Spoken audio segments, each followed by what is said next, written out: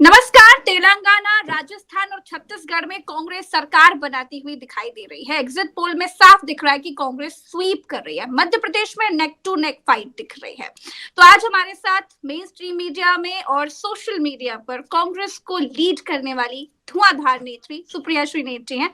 आपका बहुत बहुत स्वागत है सुप्रिया जी। तेलंगाना में कांग्रेस की ऐतिहासिक जीत दिख रही है। ऐसा कौन सा जादू चल गया है जो हवा सुनामी में बदल गई है? बहुत धन्यवाद आपका। और मुझे ऐसा लगता है कि एग्जिट पोल जो आया है वो नतीजों की तरफ ही इशारा कर रहा है। मैं मध्य प्रदेश को भी लेकर अभी बहुत आशान्वित हूं। मैं वहां पर थी तो मुझे लगता है कि वोटर साइलेंट रहा है और वोट जरूर हमारी तरफ आता दिखा था। तो मैं अभी भी मध्य प्रदेश को लेकर आश्वस्त हूं। पर मैं पूरी तरह से मुझे पूरा विश्वास है कि राजस्थान और छत्तीसगढ़ में हम अच्छी बहुमत की सरकार बनाएंगे, प्रचंड बहुमत की। और जो तेलंगाना में, जैसा कि आपने कहा, एक सुनामी सी बनती हुई दिखी। मुझे ऐसा लगता है बहुत पहले कैंपेन में हमें ये लग गया था कि तेलंगाना को 10 साल पहले बनाने वाले हम लोग थे। और तेलंगाना को जब बनाया गया था तो एक उद्देश्य था, एक सपना था, एक जिसको कहते हैं एक मकसद था बनाने का, कि वहां पर सामर्थ्य हो, वहां पर समृद्धि हो, वहां पर संपन्नता हो, रोजगार हो, महिलाओं के लिए बात हो। और सब कुछ एक परिवार पर कब्जा होते हुए दिखा केसीआर की फैमिली में। तो हमने कैंपेन जो था वो केसीआर की खामियों को उजागर करते हुए और हमारा क्या वैकल्पिक ढांचा है तेलंगाना के लिए, उसको ध्यान में रख के बनाया। और मुझे ऐसा लगता है कि बगल के कर्नाटका में जो हमने करके दिखाया जीतने के बाद, वो लोगों के मन में जरूर आया। और ये बात हमारे छत्तीसगढ़ और राजस्थान में भी थी। लोगों ने देखा कि हमने कैसी सरकार चलाई है और हम आगे क्या करने जा रहे हैं। इसीलिए मैं बहुत आशान्वित हूं मध्य प्रदेश को भी लेकर, क्योंकि लोग त्रस्त थे 18 साल की सरकार से। तो मुझे थोड़ा सा अजीब लग रहा है कि वहां पर के नंबर कुछ विपरीत दिखा रहे हैं, नेक टू नेक दिखा रहे हैं। मुझे अच्छा, लगता है उसमें भी हम लीड लेंगे।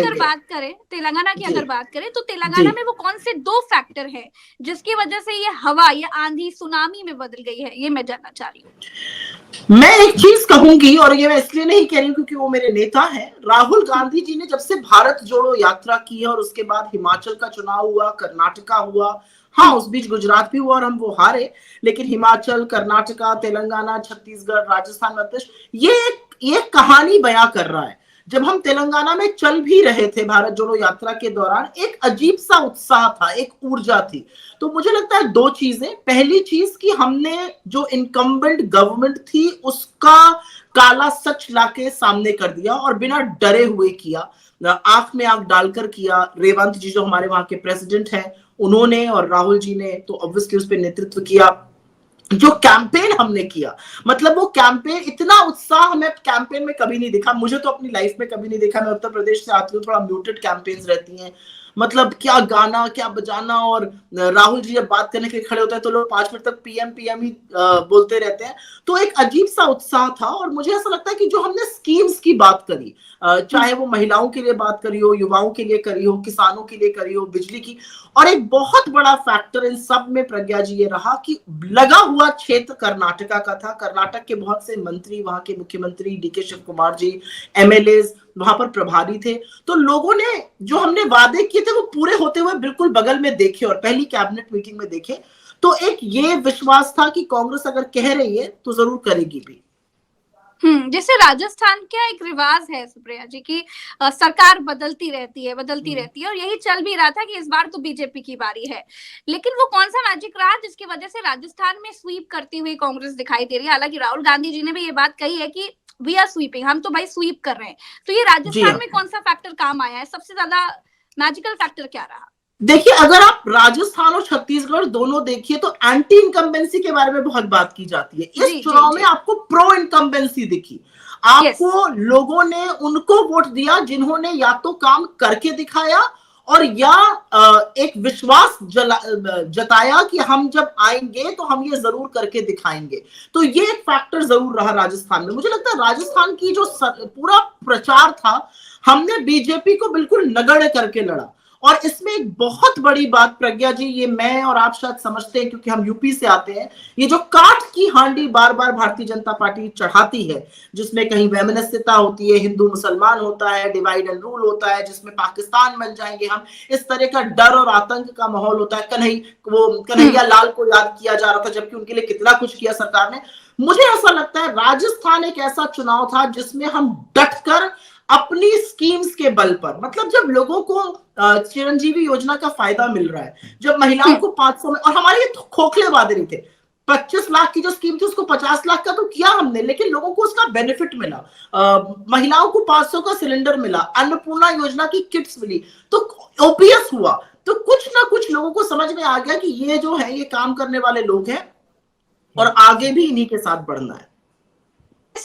इसमें हम अभी देख पा रहे हैं मध्य प्रदेश में एक बहुत बड़ा मुद्दा ये भी था, मध्य प्रदेश क्योंकि कमजोर दिखाई दे रहा है, लग रहा है कि कांग्रेस वहां पर कमाल नहीं कर पाई है, तो उसके पीछे आपको क्या कारण लग रहा है? और ये जो एग्जिट पोल आए हैं मध्य प्रदेश को लेकर के, उसको लेकर आप कितनी कॉन्फिडेंट हैं? देखिए, मैं ये तो नहीं कह सकती कि मैं उस एग्जिट पोल के मैं राजस्थान, तेलंगाना और छत्तीसगढ़ पे यकीन कर रही हूँ और मध्य प्रदेश पे नहीं करूंगी, इसीलिए मैं थोड़ी सी अचंभित हूँ। ये नंबर्स देख के मैं थोड़ी सी अचंभित हूँ, ये सोचकर और देखकर कि मध्य प्रदेश में कैसे नहीं हुआ, क्योंकि मध्य प्रदेश में जो जनता थी वो उठ खड़ी हुई थी। ऐसा लग रहा था जैसे चुनाव जनता लड़ रही है, और जनता जो थी वो कह रही थी कि हम 18 साल के रूल से त्रस्त आ चुके हैं, हमें बदलाव चाहिए, हमें कांग्रेस जो ऑफर कर रही है वो चाहिए। मुझे नहीं पता क्या फैक्टर्स होंगे इवेंचुअली। मैं चाहती हूँ कि आखिरी वोट तक काउंट हो 3 तारीख को एटलीस्ट मध्य प्रदेश का, क्योंकि मेरे लिए बहुत बड़ा अचंभा है। पर मुझे ऐसा लगता है कि जैसे इन्होंने राजस्थान में अपनी लोकल लीडरशिप को बिठा दिया था, मध्य प्रदेश में भी दरकिनार किया शिवराज जी को। शिवराज जी शायद 18 साल तक मुख्यमंत्री रहे हैं, तो पता नहीं, शायद उनके लिए कोई हो सकता है सिंपैथी फैक्टर हो, मुझे नहीं पता क्या था। लेकिन मोदी के चेहरे पर चुनाव लड़े गए। मैं उसी बात पर आ रही थी, मैं एग्जैक्टली उस बात पे आ रही थी। चाहे राजस्थान हो, चाहे छत्तीसगढ़ हो, चाहे तेलंगाना हो और चाहे मध्य प्रदेश हो, हर जगह चुनाव जो है वो मोदी जी के चेहरे पर लड़ा गया। और यही बात हमने हिमाचल और कर्नाटका में भी देखी थी। तो जब भाजपा इन राज्यों में हार रही है, तो वो हार किसकी है? क्या हार वसुंधरा राजे की है? क्या हार रमन सिंह की है? क्या हार तेलंगाना में किशन रेड्डी की है? हार किसकी है? अगर मिजोरम का मुख्यमंत्री हार बोलता है कि यहाँ प्रधानमंत्री ना आए, लोगों में गुस्सा है, तो वो किसके सर ठीकरा फोड़ा जाएगा? तो मुझे ऐसा लगता है कि इंग्लिश में एक शब्द होता है, who is on the ticket. Modi ji was on the ticket in all the states and resoundingly states ने उनको रिजेक्ट किया। लेकिन मेरे लिए एक बहुत अच्छी बात जो इस चुनाव में हुई है वो ये है कि राजस्थान में भारतीय जनता पार्टी मुद्दा विहीन, दिशा विहीन थी। छत्तीसगढ़ में मुद्दा विहीन, दिशा विहीन थी, वहां पर ईडी भेज दी। राजस्थान में इतना ज्यादा वैमनस्य फैलाने की कोशिश करी गई, खुद पीएम कन्हैया लाल की बात कर रहे हैं, आतंक का सहारा ले रहे हैं, आतंकियों की बात करेंगे, जबकि वो आपकी पार्टी के थे। एग्जैक्टली, जबकि वो आपकी पार्टी के थे। और जिस दिन वोट पड़ रहा था, बड़े बड़े लीडर्स बोल रहे हैं कन्हैया लाल का चेहरा याद करके। अरे कन्हैया लाल का चेहरा आप क्या याद करते हैं? मुझे तो ऐसा लगता है कि अशोक गहलोत ने गोधरा होने से बचा लिया था। मुझे तो ऐसा लगता है कन्हैया लाल के आरोपियों को 4 घंटे के अंदर पकड़ना, फास्ट ट्रैक कोर्ट में, एनआईए के पास जांच है ना 1.5 साल से, क्या कर रही है एनआईए? उनके दोनों लड़कों को सरकारी नौकरी मिली, 50 लाख का एक आर्थिक मदद मिली। तो मुझे ऐसा लगता है जनता समझती है, और हम लोग शायद जनता को कभी कभी कम आंकते हैं, लेकिन जनता बहुत समझदार है। अच्छा, ध्रुवीकरण करने का बहुत प्रयास हुआ, जैसे अभी आपने कन्हैया लाल वाला जो मुद्दा उठाया, इसका भी बहुत यूज किया गया, लेकिन ध्रुवीकरण कहीं दिखाई नहीं दिया किसी भी राज्य में। और अगर राजस्थान की बात करें, जहां पर तो डंका पीटा जा रहा था इसका, वहां पर भी ये काम आता हुआ नहीं दिखा। तो ये क्या कारण रहा कि ये सब फैक्टर अब काम नहीं कर रहे हैं? एक हम लोग की तरफ कहा नहीं जाता, काठ की हांडी है बार बार चढ़ाई नहीं जाती। मुझे लगता है ये जो झुंझुना भारतीय जनता पार्टी बजा रही है, इस पर भी डिमिनिशिंग रिटर्न्स है। आप जब कहीं पर इन्वेस्ट करते हैं तो पहले 2 साल में उस पर बहुत रिटर्न आता है, फिर तीसरे साल से थोड़ा कम होता जाता है, फिर वो धीरे धीरे डिमिनिश होता है।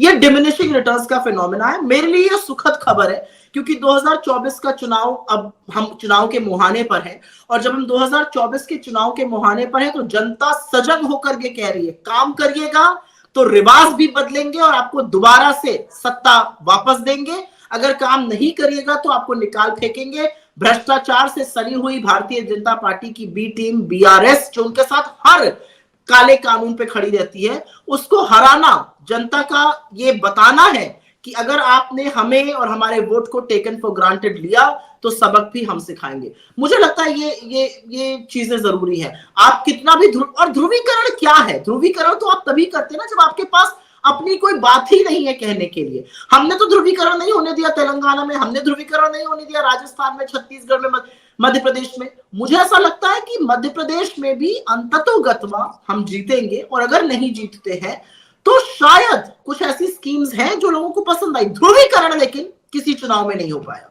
बिल्कुल ठीक बात है। जैसे प्रधानमंत्री ने खुद इस तरह के बयान दिए कि कमल का बटन ऐसे दबाना जैसे उन्हें फांसी दी जा रही है, वैसे बहुत सारी चीजें हुई चुनाव में। अच्छा, पनौती कौन साबित हो गए और पनौती क्या लग गई? मैं तो यही बोलने जा रही थी कि जिसके चेहरे पर चुनाव लड़ा जा रहा था हर राज्य में, और अगर हार रहे हैं तो पनौती तो फिर भाई एक ही है इस देश में।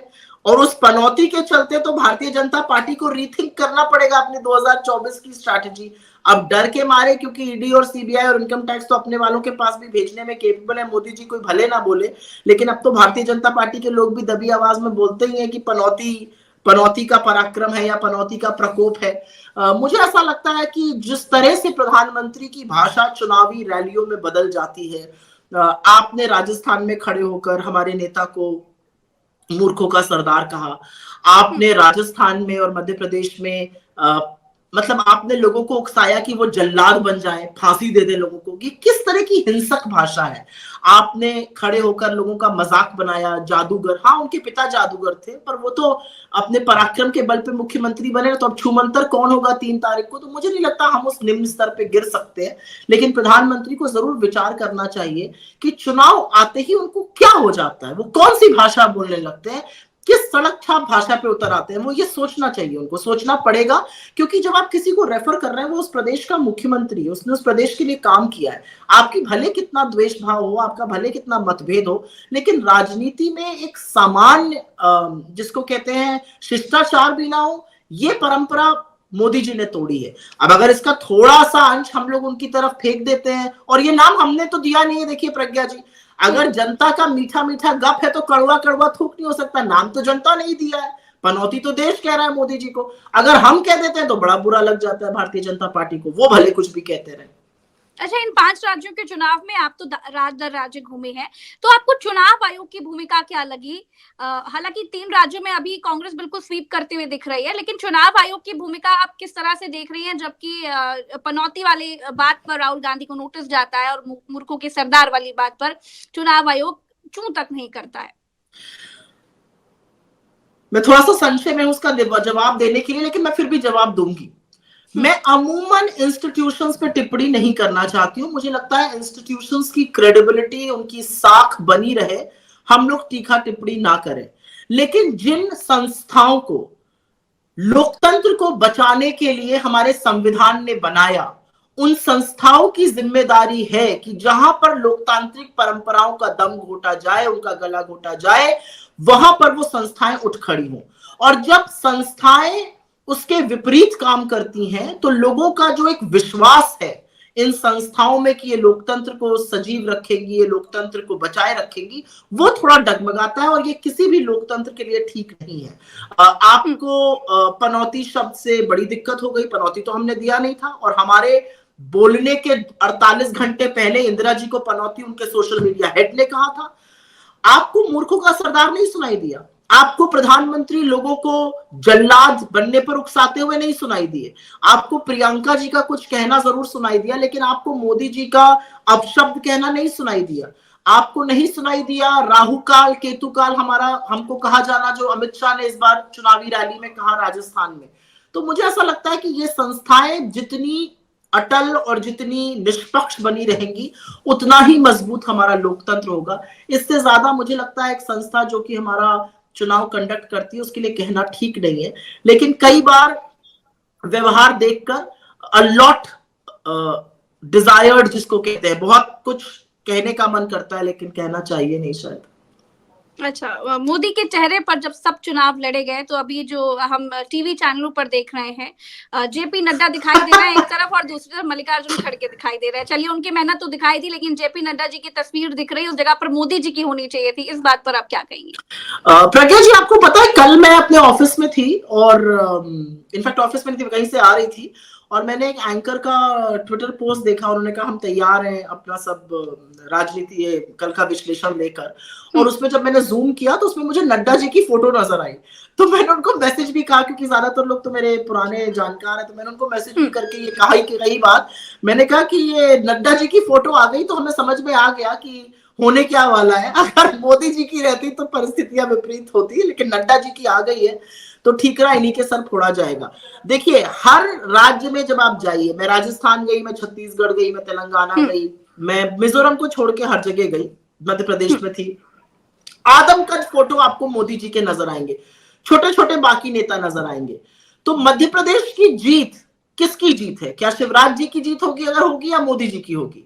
हारते हैं तो किसकी हार होगी? मेरा ये सवाल है कि अगर आप मध्य प्रदेश हारते हैं तो वो मोदी जी की हार होगी या शिवराज जी की हार होगी? अगर जीतते हैं तो मोदी जी की जीत होगी या शिवराज जी की जीत होगी? हमारा अपना मानना है कि हमारे मुख्यमंत्री थे, हमने उन लोगों का चेहरा आगे किया, अपना नेतृत्व भी दिखाया और हमने मिलकर चुनाव लड़ा। लेकिन यहां पर तो घर बिठाने की कोशिशें की गई, वसुंधरा राजे को, शिवराज सिंह चौहान को, रमन सिंह को। तेलंगाना में तो खैर निस्तो नाबूद है, इनकी बी पार्टी भी कुछ नहीं कर पाएगी। तो मुझे ऐसा लगता है कि मोदी जी तभी अवतरित होते हैं जब जीत आने वाली होती है, और मोदी जी तुरंत गायब हो जाते हैं जब हारने वाले होते हैं। जहां नड्डा जी का चेहरा देख लीजिए, सुखद समाचार आपको स्वतः ही दिखने लगता है। मोदी जी, मैंने सुना दुबई भी चले गए अगले 2 दिन के लिए।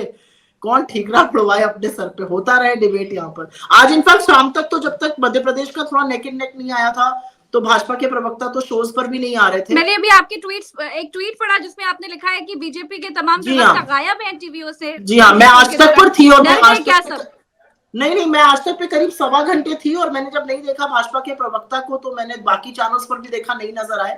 तो समझ में आ गया था कि भाजपा के प्रवक्ता थोड़ी बगले झांक रहे हैं। फिर जब एमपी का रिजल्ट आया, मतलब एग्जिट पोल आया और थोड़ा सा नेक एंड नेक दिखा, तो शायद उन लोगों ने अपना साहस जुटाकर आ पाए। हाँ, दोबारा से चलिए बहुत बहुत शुक्रिया सुप्रिया जी। थैंक यू वेरी मच प्रज्ञा जी। तो हम जान रहे थे ये एग्जिट पोल्स पर क्या राय है सुप्रिया जी की, वही जान रहे थे। और 3 तारीख को रिजल्ट मिलेगा, हालांकि एग्जैक्ट पोल नहीं है, 3 तारीख को एग्जैक्ट रिजल्ट मिलेगा। नमस्कार।